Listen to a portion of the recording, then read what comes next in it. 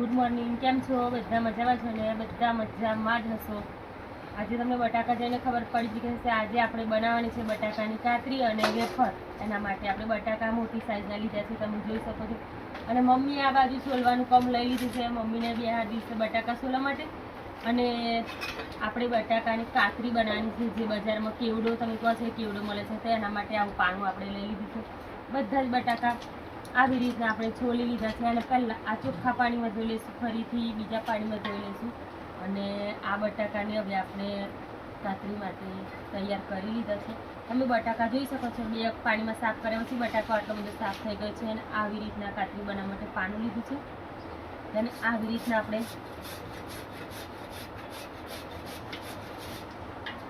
તો આમ તમને પાડીને બતાવું.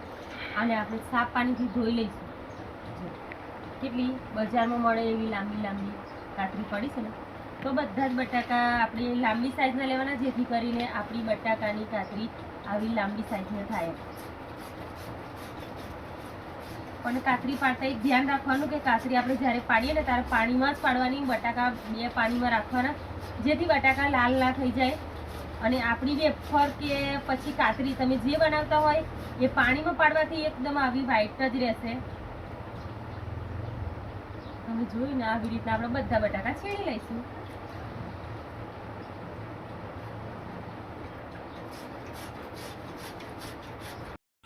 તો આ બટાકાની કાતરીને આપણે 3 થી 4 પાણીમાં ધોઈ છે. તમે જોઈ શકો છો એકદમ વ્હાઈટ વ્હાઈટ થઈ ગઈ છે ને.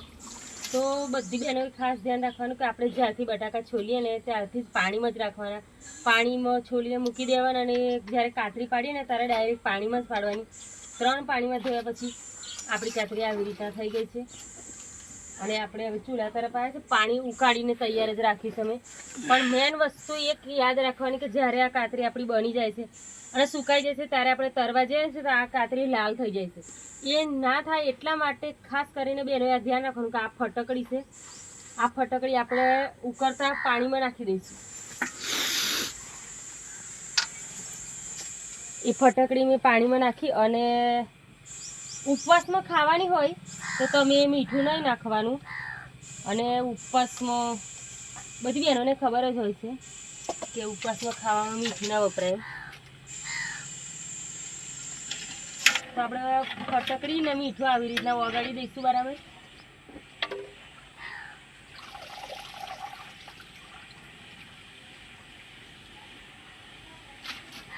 અને પાણી બરાબર ગરમ થવા દેવાનું, એ ખાસ વાતનું ધ્યાન રાખવાનું.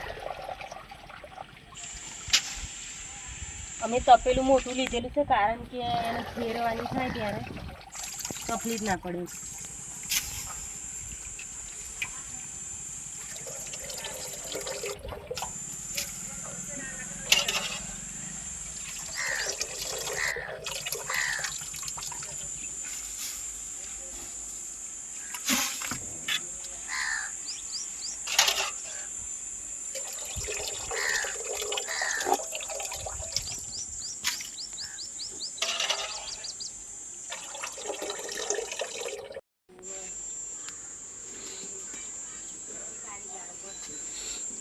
તો આપણી બટાકાની કાતરી 10 મિનિટ આપણે ઉકળતા પાણીમાં રાખી તો આવી રીતના થઈ ગઈ છે. જોઈ લો એકદમ મસ્ત ચડી ગઈ છે.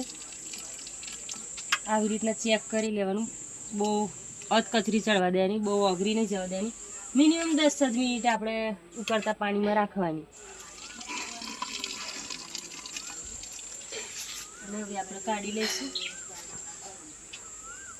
કારણ કે વધારે બફાશે ને તો પછી કાતરી લાંબી નહીં રહે, તૂટી જશે. એટલે અધકચરી જ બફાવા દેવાની. તો આવી રીતના આપણી કાતરી લાંબી રહેશે. પણ ધ્યાન રાખવાનું અત્યારે હાલ ગરમ છે. તો આને આપણે લઈ જઈશું હવે સુકાવવા માટે. આવી રીતના બધી કાઢી લઈશું પાણીમાંથી ઝારાની મદદથી.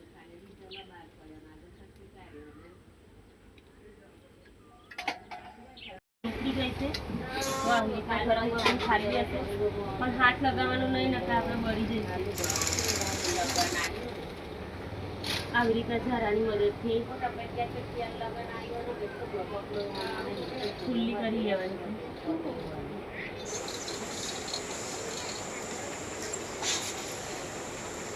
મિનિમમ 10 જ મિનિટ આને ઉકળતા પાણીમાં રાખવાની, કારણ કે જો આવી રીતના અત્યારે જે કાતરી છે ને એ કેટલી લાંબી છે, આ તૂટતી નથી આપણા હાથ લગાવવાથી પણ જો તમે વધારે બાફી લેશો ને તો પછી કાતરી તૂટી જશે. એટલે આપણે બહુ બફાવા નહીં દેવાની અને એકદમ તડકામાં નહીં નાખી દેવાની. એમ પેલી છાડી નાખવાની, પછી સુકાઈ જાય ને અડકતરી થાય પછી તમે તાપમાં નાખો ને તો સરસ રહેશે, કારણ કે તરીએ ને જ્યારે તારે સોમ ના પડી જાય. એકદમ આવી વ્હાઈટ ને વ્હાઈટ રાખવા માટે એને છાડી જ સૂકવવી પડે. તો આવી રીતના આપણે સૂકવી દઈશું. તો આજે મેં તમને બતાવ્યું એકદમ સરળ રીતે બટાકાની કાતરી કઈ રીતે બનાવવાની. તો તમને અમારો વિડીયો કેવો લાગ્યો? અમારો વિડીયો સારો લાગ્યો હોય તો લાઈક કરો, કોમેન્ટ કરો. આપણી ચેનલ નામ છે વર્ષાબેન વિલેજ ફાર્મિંગ. આપણી ચેનલને સબસ્ક્રાઈબ કરવાનું ના ભૂલતા.